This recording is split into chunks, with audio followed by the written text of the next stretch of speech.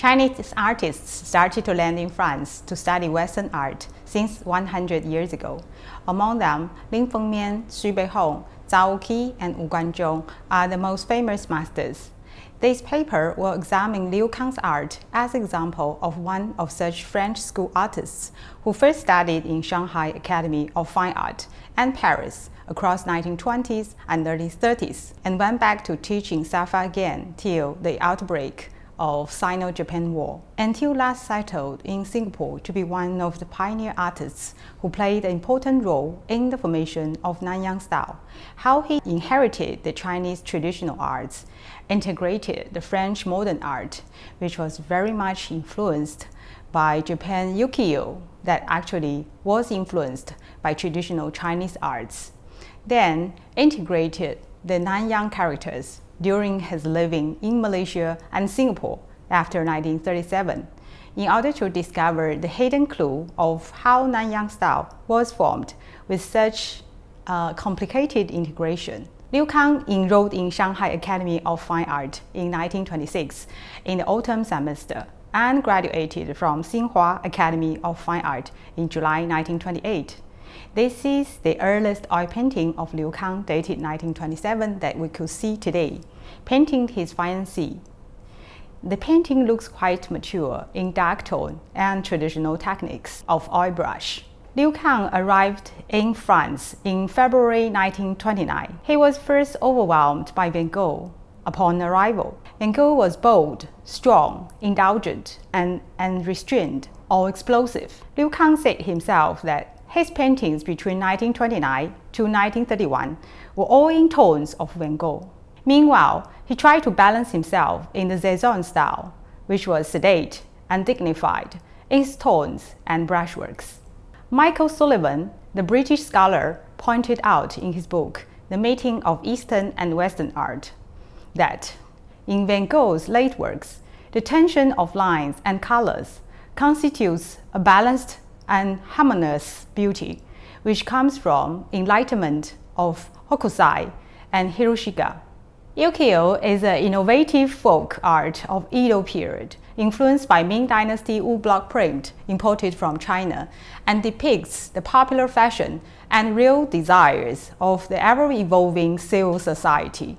It is different from the traditional style of the aristocratic class. The lines of ukiyo prints are born out of the brush strokes of Chinese paintings, but different from the spiritual meaning that Chinese painting advocates. Printmaking flourished in the Ming Dynasty, and the publishing industry developed rapidly from the Wanli period. Drawing paintings for prints became a social fashion at the time, and laying a solid foundation for the development of prints. Chen Hongshou drew illustrations for woodblock prints, romance of the Western chamber that went so popular in Japan. In the early 17th century, the illustrated Ming woodblock print books imported via Nagasaki became the best of Japanese painters' templates.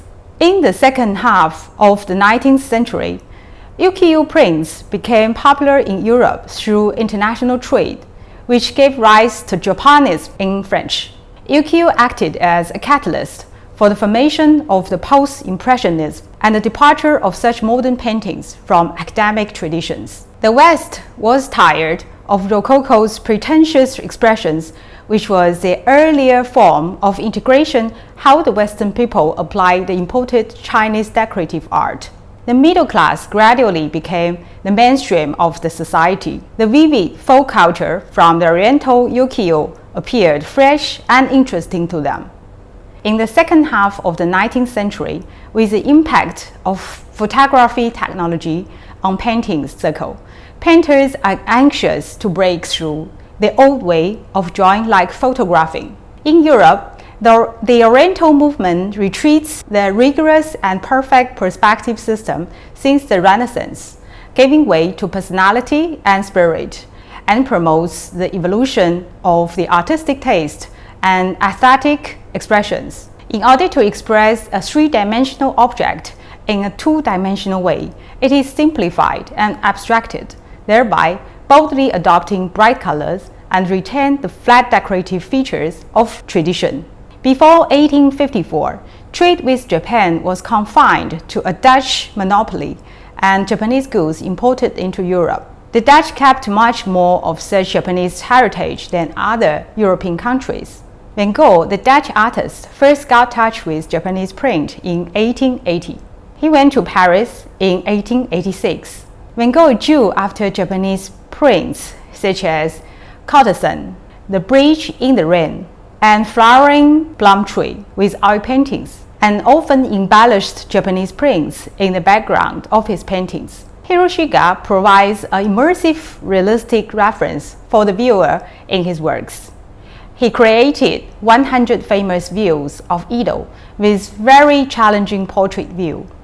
The large blank area in the sky making a powerful contrast to the scenery below.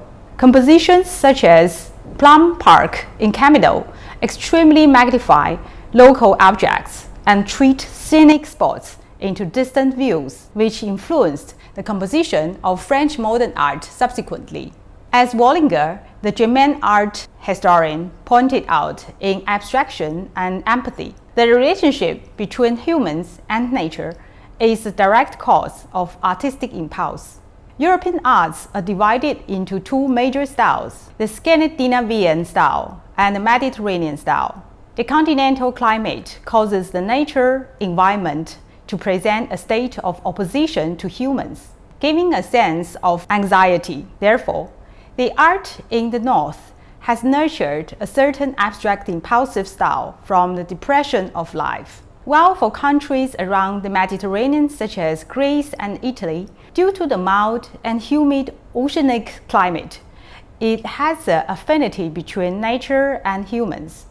Art forms are expressed as emotional impulses and nature, so realism as a result. The organic form of mankind itself becomes the subject, while the nature acts only the background of the human theme. In February 1888, Van Gogh left Paris for Arles, a town in the south of France.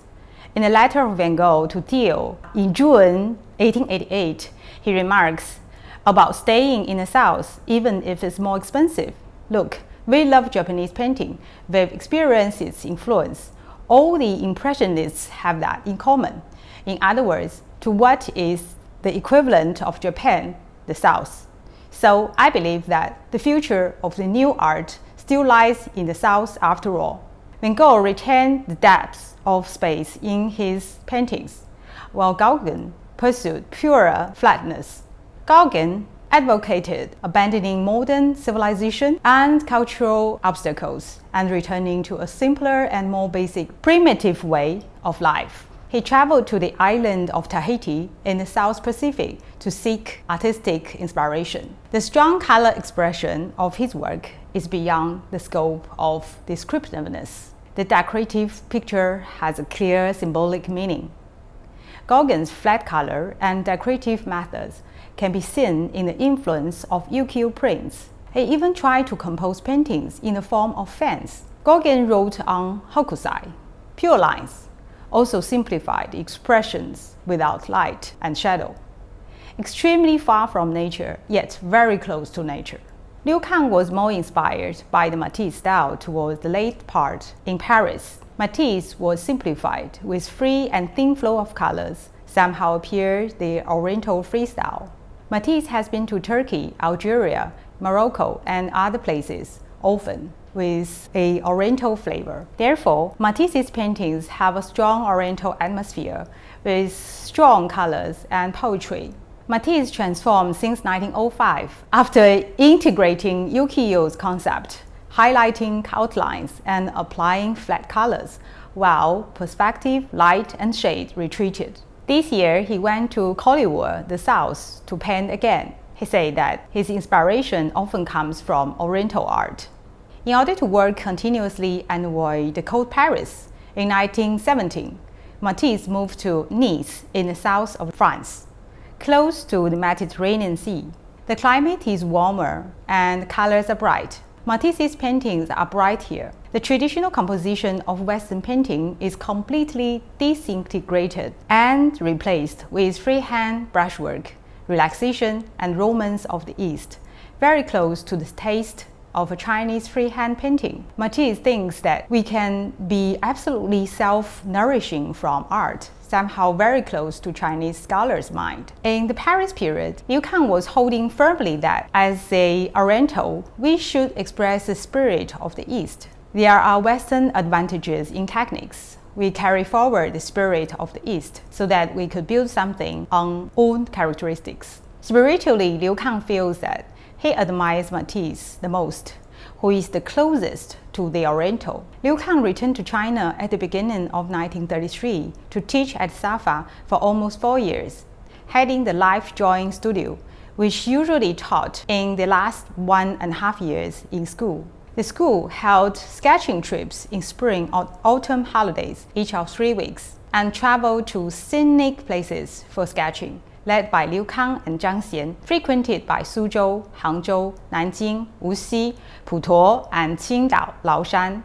Most paintings that we could see today of Liu Kang's 1933 to 1937 featured places visited by the sketching trips. So inside studios, the artists practicing life drawing of human figures and in plein air practicing landscape. This system could be the original innovation of SAFA. As in France and Japan, art schools only took care of life drawing in the studio. Portrait or figure painting has been a key subject in Liu Kang's artistic life. Liu Kang had the opportunities to view many traditional Chinese arts, including paintings and antiques, while in Shanghai. He was a member of Baichuan Art Society. In their monthly gatherings, Huang Binghong often shared his collections and gave talks even on Western art trends. Liu Kang benefited much from the essence absorbed in China and integrated into his oil paintings. Chinese paintings adjust lines and brushworks, applied yin and yang philosophy, and more inspirations of spirituality. Just as Van Gogh went to Arles, the south, Matisse moved to stay in Nice, the south, and Gauguin yearned for Tahiti, a small island in the South Pacific. Liu Kang and other native Chinese artists came to Singapore in Southeast Asia and found their dreamed land in Bali. In the 1930s, the Chinese literary and art circles in Singapore and Malaya had put forward the concept of Malayan approach and advocated the creation of works with Nanyang color to reflect the local reality. The paintings created during this period tend to capture the local themes of Southeast Asia and present a painting style with local characteristics. Many Chinese painters came to Nanyang during World War II to exhibit and raise funds to fight the war across 1930s to 1940s. Among them, Xu Beihong was a very influential artist, and he repeatedly emphasized realism, attracting many followers in Singapore and Malaya, with certain impact on the formation of Nanyang style. Artists tend to observe the real subjects and express in a creative tone to suit the local theme. Perhaps it was inspired by Gauguin's depiction of Tahiti, or the art circle's advocacy of localness, or the warm invitations from Lamayo, or attracted by the charm of Bali. In 1952, 4 Chinese painters, Liu Kang, Chen Wenxi, Cheng Supin, and Chen Chongsui, made together a sketching trip to Bali for 1 month. The styles they created are integration of techniques and tastes of Chinese and Western painting, appeared regional yet with their nationality. In 1953, the Society of Chinese Artists held an exhibition for their artworks created from the trip to Bali. The exhibition aroused enthusiastic response in the society. Their trip laid a foundation for the profoundly influential Nanyang style in the future and wrote an important chapter in the history of Southeast Asian art. Liu Kang held his first solo exhibition in 1957 in Singapore as a kind of retrospective for his 30 years life in art. Frank Sullivan, who used to work at the British Council, wrote for him that Liu Kang is a man of 3 words. He was born in China, educated in France, but Malaya is his home. Like threads in a tapestry, the influence springing from 3 countries are interwoven throughout his life and work. He is a living bridge between East and West. Liu Kang's art has combined the techniques of the West, the spirit of traditional Chinese art, and the atmosphere of Nanyang. Liu Kang thinks that certain Western artists like Van Gogh and Matisse obtained the spirit from the East, and they made a breakthrough in Western painting, just like Tai Chi. While some other artists might be practicing boxing, as they did not manage to comprehend the essence of the Oriental Kung Fu. As for the style of creation, Liu Kang believes first is to express the characteristics of the time, followed by nationality, regionality, and individuality. How to create a local style, improve local aesthetics taste, and promote the overall integration of the immigrant society has also been the focus of the first generation of Singaporean artists who came from China since the 1930s. The actual establishment of Nanyang style in art is marked by the sketching trip to Bali in 1952 and subsequent exhibitions. If the local style preached by the artists was still vague, the impact of Bali gave them directly a sense of ritual and decorative style of Southeast Asian indigenous culture. Their works all prominently show a kind of attention to indigenous culture, either the mix of Indonesian and Indian culture in Bali or the Peninsula Malaysia and Borneo as the main regional focus, while the indigenous Balinese or Dayak tribe of Sarawak the zoom in of the depiction. To a certain extent, Nanyang style is not a realistic depiction of the Nanyang region, but an idealized fusion of self-reflection on the emerging nationality. It is also a historical period for the first generation of Singapore artists to constantly explore in the conflict and integration between the Western modern art and traditional Chinese taste. The academic circle in Beijing used to woo Soviet Union art since 1949, and they seem to be turning towards French school art masters in recent years, which with such cases to prove as the exhibition pioneering Chinese artists abroad in France and Chinese modern art in the Central Art Academy Beijing in January 2019, the retrospective exhibition of Wu Guanzhong in Tsinghua University Museum, Beijing in November 2019, and the centennial exhibition of Chu Taichun in the National Museum of China in Beijing, scheduled in April 2020. So such an integration and cultural exchange in Southeast Asia will be one of the very important future trends in art world, not only in the academic meaning, but also in the market presence.